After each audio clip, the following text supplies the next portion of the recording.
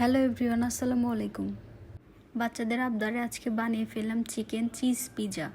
বাচ্চারা বরাবরই ফাস্টফুড খেতে অনেক পছন্দ করে, কিন্তু আমি বাইরের খাবারগুলো বাচ্চাদের বেশি দিতে চাই না, সেজন্য আমি বাসায় বানিয়ে দিলাম ওদের চিকেন চিজ পিৎজা। সকালবেলায় আমি এখানে আটার সঙ্গে ইস্ট, চিনি, স্বাদ মতো লবণ দিয়ে আটার ডোটা ভালো করে মেখে আমি রেস্টে রেখেছিলাম বিকেল পর্যন্ত। এখানে 3 ধরনের ক্যাপসিকাম, কাঁচামরিচ, পেঁয়াজ, বাসায় বানানো মোজ্জারেলা চিজ এবং মিউনিস সবগুলো উপকরণ রেডি করেছি। এখানে আমি পিঁড়িতে অয়েল ব্রাশ করে নিয়েছি পিৎজা রুটি বানানোর জন্য, যাতে এই ডোটা পিঁড়ির সঙ্গে আটকে না যায়। রুটি হয়ে গেছে, এখন এখানে চিকেনটা রেডি করে নিব। চিকেনটা আমি আগে কেটে ধুয়ে রেখে দিয়েছিলাম। চিকেনটা আমি লম্বা করে পাতলা পাতলা করে কেটে নিয়েছিলাম। এখন চিকেনের সঙ্গে টমেটো সস, সয়া সস, লেবুর রস, স্বাদ মতো লবণ, মরিচের গুঁড়া, চিকেন মশলা, হালকা আদা এবং রসুনের পেস্ট এখানে অ্যাড করে দিয়েছিলাম। এখন আমি এটা ভালোভাবে মিক্স করে নিচ্ছি, সবগুলো মশলা যাতে চিকেনের সঙ্গে ভালোভাবে মিশে যায়, সেজন্য আমি সবগুলো উপকরণ মিশিয়ে নিচ্ছি। চিকেনটা চুলাতে উঠিয়ে দিয়েছি। চিকেনটা প্রায় এখন হয়ে আসছে। দেখুন চিকেনটা কত সুন্দর জুসি ভাবটাও আছে। আমার চিকেনটা হয়ে আসছে, আর একটু চুলাতে রেখে নেড়ে চেড়ে ভালোভাবে নামিয়ে নিব।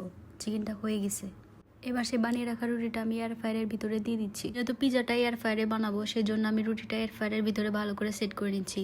কারণ যদি আমি বাইরে সেট করে ভিতরে বসাতে যাই, তাহলে আমি যেভাবে সাজিয়ে গুছিয়ে ওটা রাখবো সেভাবে থাকবে না, এটা সব লড়ে চড়ে সব নষ্ট হয়ে যাবে, ভেতরটা নষ্ট হয়ে যাবে। তো রুটিটা ভালো করে সেট করার পরে এখানে আমি টমেটো সস দিয়ে দিচ্ছি।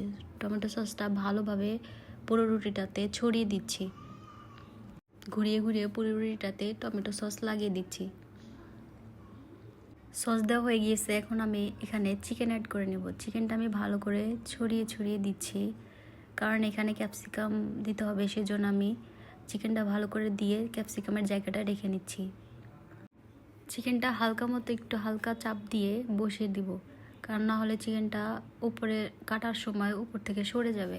চিকেনটা ভালো করে বসিয়ে নিয়েছে। এখন আমি সব ধরনের এভিডেন্স এখানে অ্যাড করেছি, এখানে দিয়ে দিয়েছি হলুদ, সবুজ, লাল, ক্যাপসিকাম, কাঁচামরিচ, পেঁয়াজ, chilli flakes, oregano, tomato sauce, cheese, mayonnaise সবগুলো উপকরণ আমি এখানে দিয়ে এয়ার ফ্রায়ারের ভিতরে এটা অন করে দিয়েছি।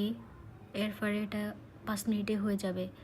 দেখুন রুটিটা ধীরে ধীরে ফুলে যাচ্ছে, আমি মাত্রই দিয়েছি, তারপরে রুটিটা ফুলে উঠছে ধীরে ধীরে।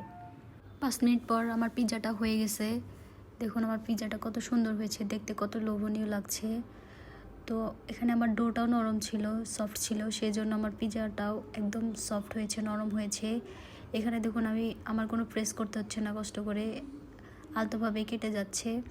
রুটিটা অনেক সফট হয়েছে। তো আপনারা চাইলে বাসায় এভাবে বাচ্চাদেরকে পিৎজা বানিয়ে দিতে পারেন। বড়রাও এটা খেতে অনেক পছন্দ করে, তো আপনারা ট্রাই করতে পারেন।